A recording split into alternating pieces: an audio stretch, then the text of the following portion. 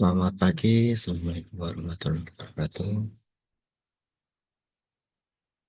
Saya perkenalkan diri, nama Fatur Ahmad Kemudian, ini Kak Sopi kelas 1 Palembang. Nah, di sini saya akan menjelaskan mengenai tentang manajemen ASN dan Smart ASN dari gelombang 10 angkatan 62 dan kelompok 3.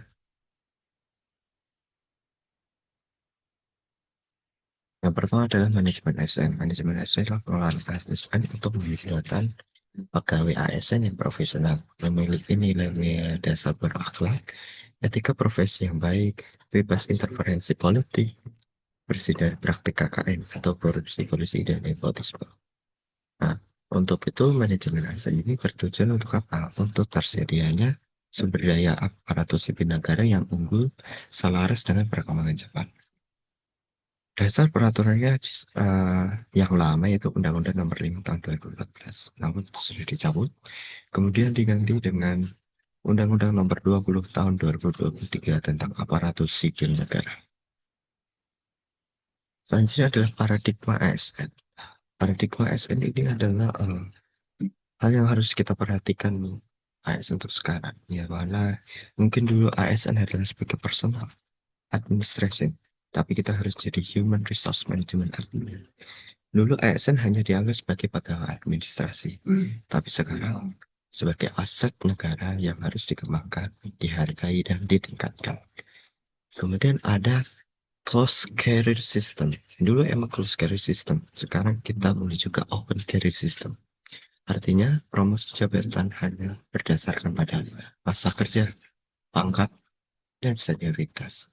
Sekarang, berdasarkan kompetensi, kinerja, kualifikasi, dan lain sebagainya.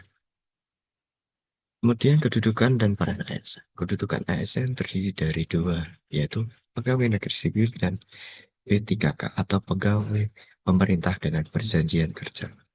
Kemudian di sini ada peran ASN, artinya peran kita terhadap masyarakat. Yang pertama adalah peran kita terhadap pemerintah dan masyarakat. Yang pertama adalah melaksanakan kebijakan publik, pelayanan publik, dan perangkat dan pemersatu bangsa. Kemudian di manajemen ASN ada yang namanya dengan sistem merit. Adalah sistem pengelolaan ASN yang berdasarkan kualifikasi, kompetensi, kinerja, bukan berdasarkan hubungan, kekeluargaan, kedekatan politik, suku, agama, jenis kelamin, dan senioritas mata. Sistem inilah yang akan kita pegang sampai sekarang. Tujuan sistem merit ini adalah untuk mendapatkan ASN yang terbaik, mendapatkan kesempatan untuk berkembang. Promosi jabatan dilakukan secara adil, pelayan publik semakin berkualitas, organisasi atau kantor menjadi profesional, tidak ada praktik KKM. Kemudian manajemen pengelolaan ASN atau manajemen pengelolaan ASN sesuai dengan Undang-Undang Nomor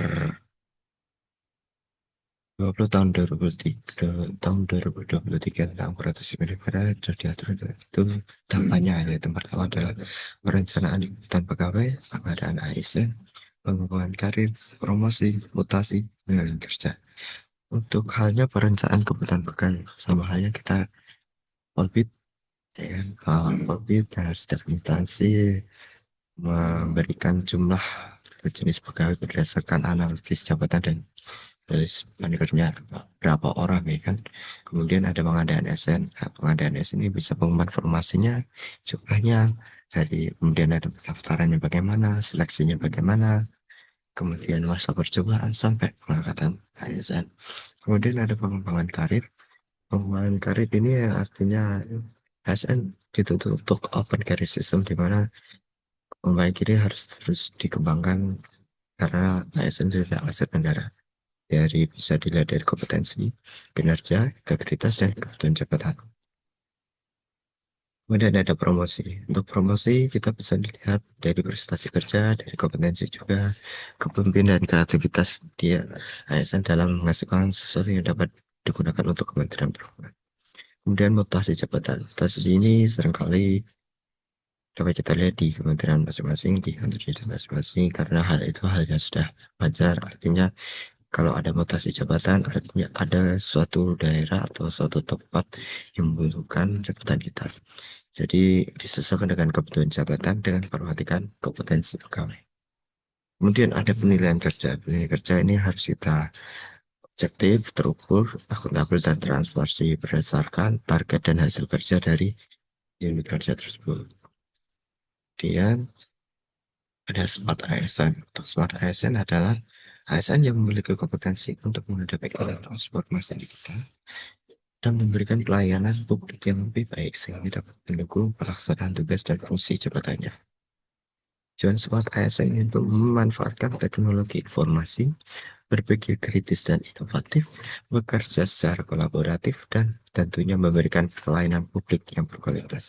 Smart ASN ini adalah kata kuncinya adalah transformasi digital. Artinya era transformasi digital ini adalah digital terus selalu terus berkembang, tapi kita juga harus bisa mengimbangi transformasi digital tersebut. Selanjutnya ada literasi digital dan 4 pilar literasi digital. Literasi digital adalah kemampuan seseorang untuk mengakses, paham, evaluasi, menggunakan, membuat, menyebarkan informasi melalui media digital secara tepat, aman, dan bertanggung jawab. Pastinya kita tidak boleh menyebarkan hoax dan lain sebagainya. Kemudian ada 4 pilar literasi digital. Yang pertama ada digital etik, digital culture, digital safety, digital skill. Untuk digital etik artinya tata krama atau berkelanjutan saat menggunakan internet dan media digital. Dan digital culture atau budaya digital. Kemampuan untuk mempublikasi informasi yang tidak sejalan dengan nilai-nilai Pancasila sehingga terciptanya persatuan dan Itu permohonannya masih bisa. kemudian digital safety ada keamanan kita melindungi diri atas penipuan scam dalam transaksi digital serta pengetahuan mengenai proteksi digital identitas digital kita sendiri. Ada digital skill atau pengetahuan menggunakan perangkat keras, search engine, dan beragam media sosial lainnya.